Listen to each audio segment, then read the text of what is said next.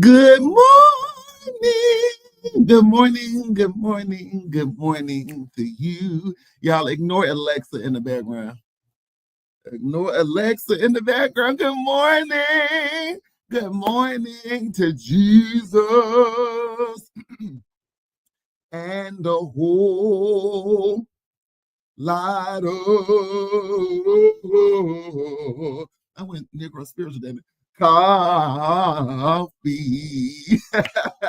Good morning. Good morning. Good morning. Listen, can you do me a favor? Go ahead. You know what I'm gonna ask. You already know. Go ahead and go to your share button. Go share this with a cousin now. Let them know that this bald-headed man is on there talking about Jesus and a whole lot of coffee. He got a lot to talk about today. It's a good conversation. We're coming live with a whole new season. A whole new season, thanks. A whole new season. Go ahead and share this out. Come on, come on, come on. Do me a favor and do this. I'm sharing it with you so you're not by yourself, friend. And welcome, Coffee Bean Community. Oh my. All right, so let's go ahead and get into this cup of the week. Come on. Now, this is a repeat cup.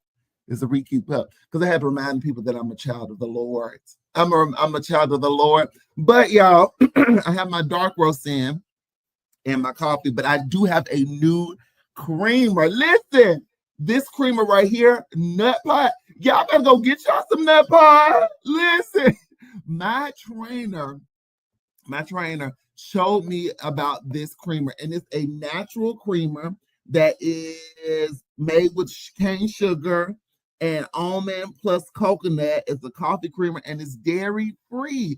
Nut pot, y'all, and it is so good. You know when somebody who eat healthy, and you like, okay, let me try it. But it's really, really good, y'all. Like for real, it's really, really good. So go and get y'all some nut pot. Listen, good creamer. So that's what I have today in my coffee. It's nut pot creamer. Go and get it. It's so good, especially people who need dairy-free options. Nut pot is the one for you. Come on, let's take our sip together. And y'all, see, it's good and creamy. Good creamer. And I like a little, that one is like a cookie, sugar cookie kind of flavor, but I like a good caramel flavor. Listen, come on in, put your comments down. I am live. Like, share, subscribe to this video. Let me know what you are thinking. Put your comments in the post. Let me know what's going on. Let me know how you're enjoying the conversation, because I do have a good conversation today. And so jumping into what's brewing for me. So I don't know if y'all heard this song, but it's a new song by Doechii that she has. Somebody's watching me. I don't want to sing too much because they may try to take my video down. But it's like somebody's watching me. It's my anxiety, my da-da-da. So I love that song. I love Doechii. She's an amazing rap artist who can sing, do everything. She just won a Grammy. And I love that song because the song is so like clear and it talks about anxiety and how, like, you know, everybody who's suffering from anxiety got the song because you know how it is to have anxiety. But then the church folk, now I told you I love church. I'm a church person. I love the church people. They had to come with it and was like, we're not going to claim anxiety. And then somebody made a remix of the song. Is Jesus watching me? He's my savior. I was like, y'all, just let her have let her have anxiety song. Like, we do not have to go and churchify everything, because here's the reason why.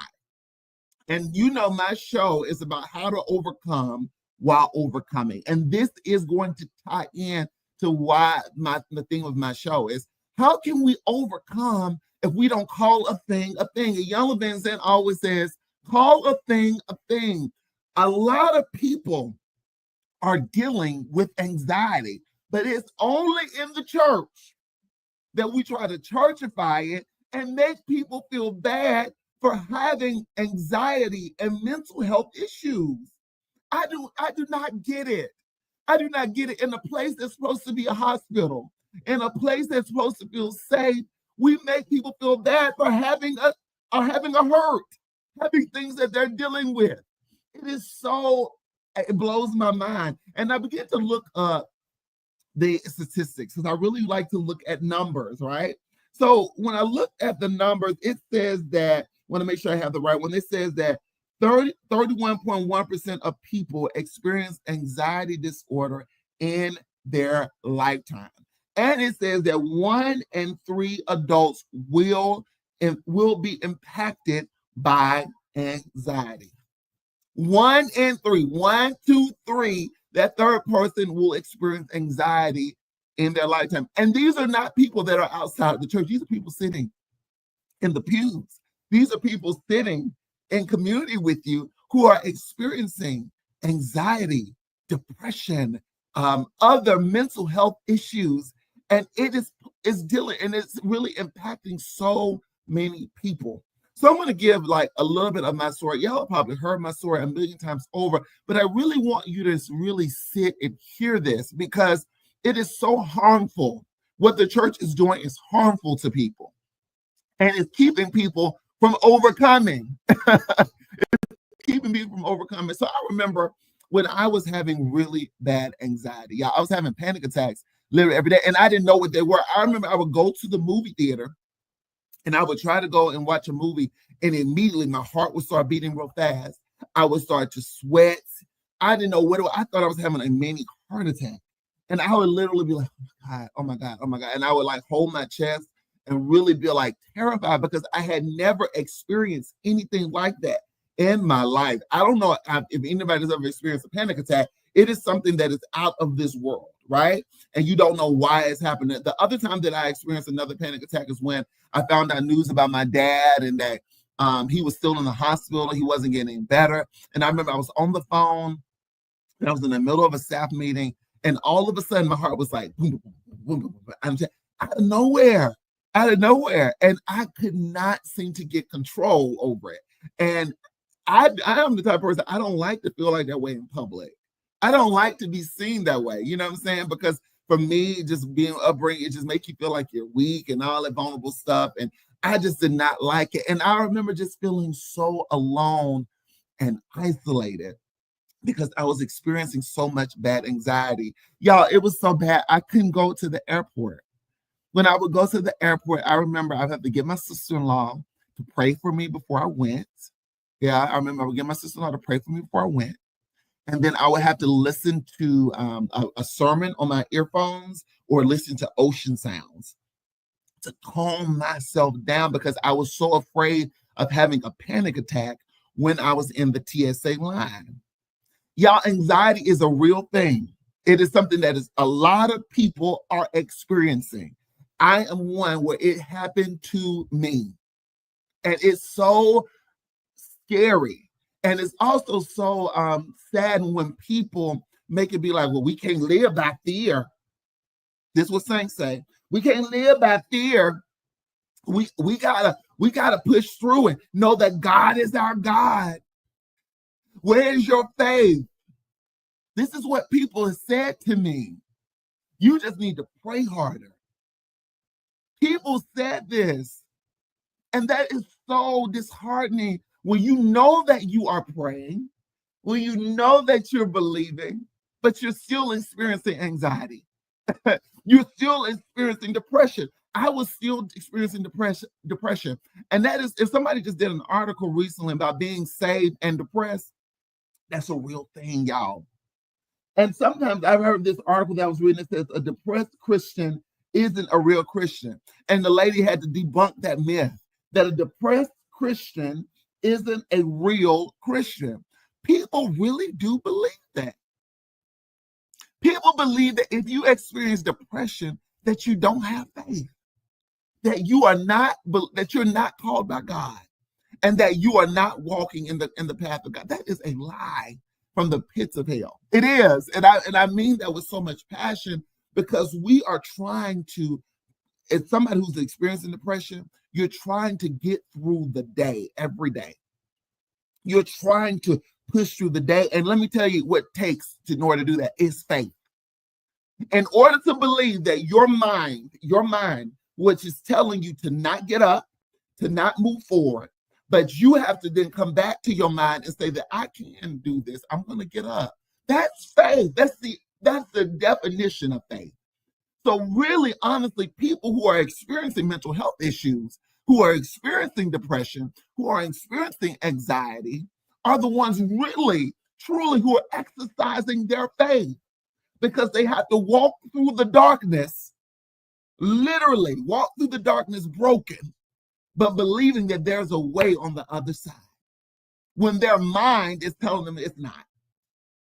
When their circumstances are telling them they're not, they have to believe with intensity in them to know that there is another way out of this.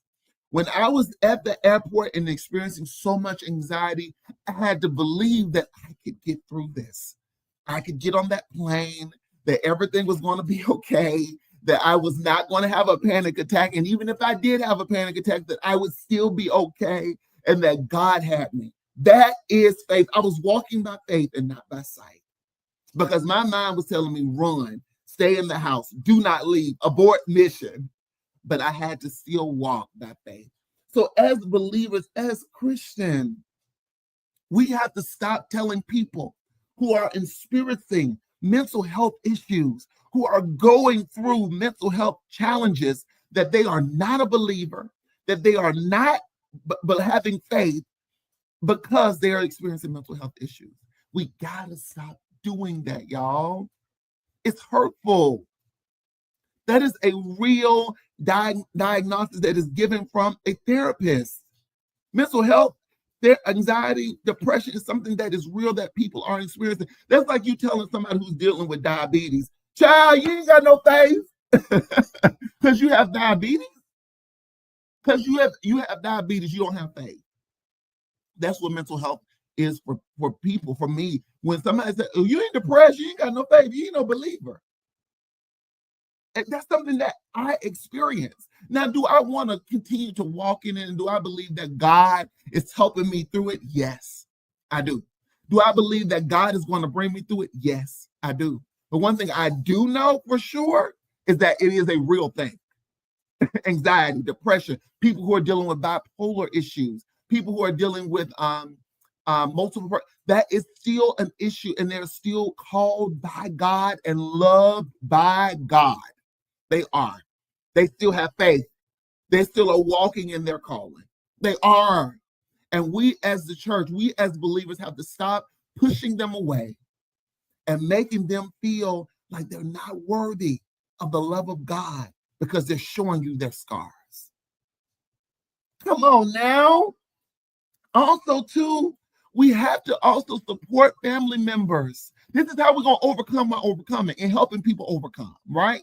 And this is how we're going to love people through it, is that we got to start supporting family members who are experiencing mental health challenges. If you see that your cousin, it has depression, love on your cousin, pray with your cousin, go to therapy with your cousin, love on your cousin. Learn the triggers that your cousin may be experiencing. If they're having a panic attack, how to sit with them and calm them down. Learn how to stay in support of them. That's a believer. That's a Christian. Instead of pushing them away from the love of Christ, instead of saying, nope, you got to know, you ain't called, love them. Because that by you loving them can heal them. By you loving them, it can heal them. It can make them feel even more a part of the community. How we have to support those who are going through it. We have to also not push people away, because what you're doing is you're causing a dismissal of their experiences when you do that. It was a book I read, which is a great book. I tell everybody to read it. It's called Bipolar Faith. And it's about a minister who was diagnosed with bipolar, who was diagnosed as bipolar, And she tells about her experiences and the trauma that she goes through. But the biggest thing that she had to reconcile is being in the church and people discriminating against her because of her bipolar diagnosis. Something that she was getting help for, something that she was getting medication for, and walking through, people were ostracized, pushing her away because of what she had, her diagnosis. Thanks, believers, we can't do that. I'm telling you, you should not be doing that. That's not the love of Christ. That's not, in my opinion, that's not the love of Christ. It's not. You have to love people, make them feel a part of the family. You have to walk through with them and show them that, hey, I see you. I don't dismiss you. I don't say that I see that you are experiencing something that is real, and that together we're going to get through this. Together, we're going to make it through this together. I'm going to pray with you. And that also, too, I want to make sure I clear this up, that prayer alone is not enough. Prayer alone is not enough. Prayer is a powerful tool and a weapon. I do not want you to misconstrue what I'm saying. Prayer is a powerful weapon. Prayer matched with therapy. Prayer also sometimes matched with medication. Prayer also matched with them maybe going to a facility or a treatment center is a great combo, a great combination. We did take away the prayer and the faith that we believe that God can help us through this, but you have to couple that with something else. Don't you go to being dealing with depression and going to church every day and you just praying and feeling good, because you're going to feel good in that moment. They're going to shout you real good. But when you go home, you're going to still be dealing with depression if you're not doing the work. The supernatural with the natural. The supernatural, pray, shout, fast, whatever you need to do. But the natural is you going to your therapy sessions. You getting that medication that you need. It's nothing wrong with getting you some medication. There's nothing wrong with it. Go get you some, baby. Go get you some medication. And we're going to pray. We're going to love you through it as well. Come on, as believers, we got to embrace. We got to embrace. The one thing that I needed when I was going through that was not being hard on me, was the hug that somebody saying, I get you, and you're not alone. I get you. You're not alone. What you're experiencing is not something that is beyond us. It's what I get it. That's what got me through. Love, God, coffee, but community is what got me through it, and still getting me through it, because I still deal with seasonal depression. And so I have to put the things in work that I learned from therapy, the prayer that I do daily, and my amazing community of people who love me through it. With all of that, I'm able to overcome while overcoming. Now, yes, don't you made a song about anxiety? I love it. Y'all need to listen to it. It's a great song. But saints, we can't dismiss people who are dealing with anxiety, depression, mental health challenges. Stop doing that. Stop doing it. Stop telling people that they do not have faith because they have depression. Stop pushing people away who are coming to you with their scars and saying, I don't know what to do with this. Why don't you love them through it and partner them with some support? I have to shout out amazing pastor's name is Sequavius Chandler. I love Pastor CC. But one thing I love about Pastor CC is that he helps some of the members that he's going through. He partners them with a therapist, a licensed therapist. Him himself, he does spiritual coaching, but he also partners them with a licensed therapist.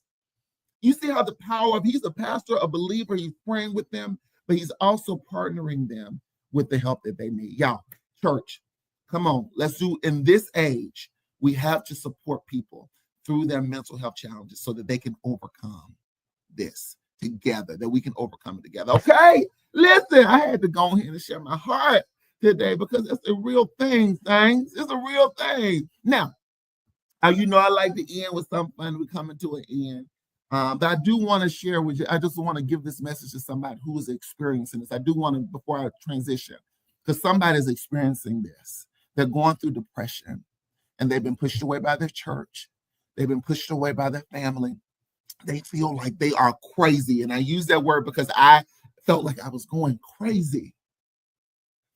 I want you to know that you're not alone. God loves you, that he cares for you, and that you can get through it. Don't you give up. Yes, you may experience anxiety right now. I know it may feel tough. I know you're having the weight of the world on your shoulders, and the world right now is even giving you more anxiety, but keep on pushing. Go to therapy, baby. Go get the medication that you need and still try to keep connect with God. Pray, do the things you need, but know that you have people who love you and who care for you out there. Find your tribe. Find the people who love you. Don't you feel alone, and don't you give up, because you're closer than you think. I do want to say that to somebody. I do, because I don't want you to give up. No, don't give up. Do the things you need to do to save your life. Even if somebody else is not helping you save your life, do the things you need to do to save your life, because God loves you and God has not given up on you. He's not. God has not given up on you. God wants the best for you. And God, more importantly, God sees you. All right? Okay. All right. Now, this is something I was looking at the other day, and I was thinking to myself, some things that we just need to give up. We need to let it go in 2025. We're going to leave it in 2024, and this is the candy edition. This is the candy. These some candies that we just need to let go and throw away, okay? So I'm going to share this with y'all. These Smarties, throw them in the trash. Throw them away. Throw them away, saints. I do not like these candies. They're too little. By the time I eat one of them, I want 20 more. Throw them away. Why are we eating this and still giving them to the children? I don't like this. Throw it away. Leave it. Leave it in 2024. I'm sick of it. I'm sick of it. Oh, and this one right here. This is another one. Now, my mama loved this. She loved this candy. And I do not know why. I think this is the old person candy. This little Halloween, they only do around Halloween candy. Listen, this little black and orange. Oh my goodness. That little, I hate that candy. Throw them away, saying, don't get it to the children no more. Don't put that in the at the trunk or treat. Don't put that in their baskets. They don't want that. They don't want that. Oh, now this one right here, I don't know. I saw this at the store the other day, and I don't know who is eating this. Who is still eating the Herringbone Coca-Cola gummies? Who? I'm a little worried. If you go to the store out of all the array of amazing candies, and you say, I want the Coca-Cola, I'm gonna be like, what? I don't get it. Like, I want to take a Coca-Cola as a gummy. I don't know. Judging. I'm judging you. I'm listening and I'm judging. No. Lead us in 2024. We're not going back. Last one, Tootsie Rolls. Stop it. Y'all cannot tell me these are good. You cannot tell me these are good.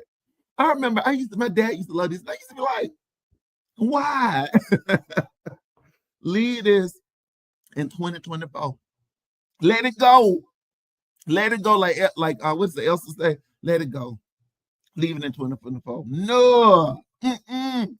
Y'all, thank y'all for connecting with me at Jesus and a Whole Lot of Coffee. I hope y'all was able to have a little fun. And if you eating them treats, leave them in 2024. Let me see what everybody's saying who connected with me. Bishop George Johnson, thank you. Woo! I think he's a part of the Coffee Bean community. Thank you for coming in. Kimberly Johnson, Dr. Kimberly Johnson. Woo! Thank you for coming and being a part of the Coffee Bean community. Now, Kim, I don't know about this granola. Excuse me. I feel judged. We don't, granola it was sent. It's a special gift. Let me see what else. Stop it. Fried chicken. No. Hold on. And grits.